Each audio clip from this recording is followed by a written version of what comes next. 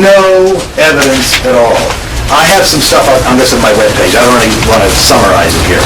I had a little quarrel with, or a disagreement with David Marples, who's a professor at the University of Alberta. Classics in Ukrainian studies. And he's not a Ukrainian himself, but he is a Ukrainian nationalist, and that department is wholly Ukrainian nationalist. I had a little debate with him on the H Russia list a few years ago. I put all the URLs on my CATIN page.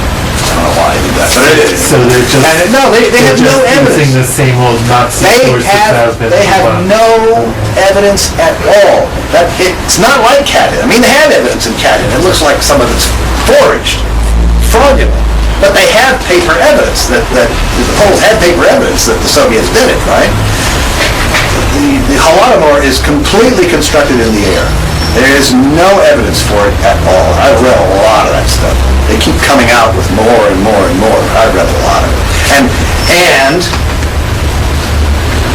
my book on, George has read it, or read a draft of it, my book on Snyder's Bloodlands goes into this in depth, because the first chapter of Snyder's book, the very long chapter, is all about trying to prove that the Holodomor really was deliberate killing of Ukrainians, because he needs those millions of victims. See, otherwise, how can you compare him with Hitler? So he needs to come up with millions. That's the only place to get millions.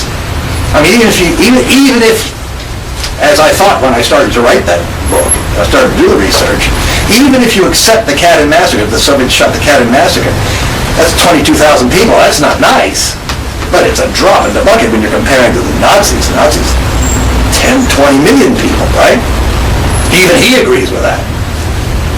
So that's not helpful. You need big figures.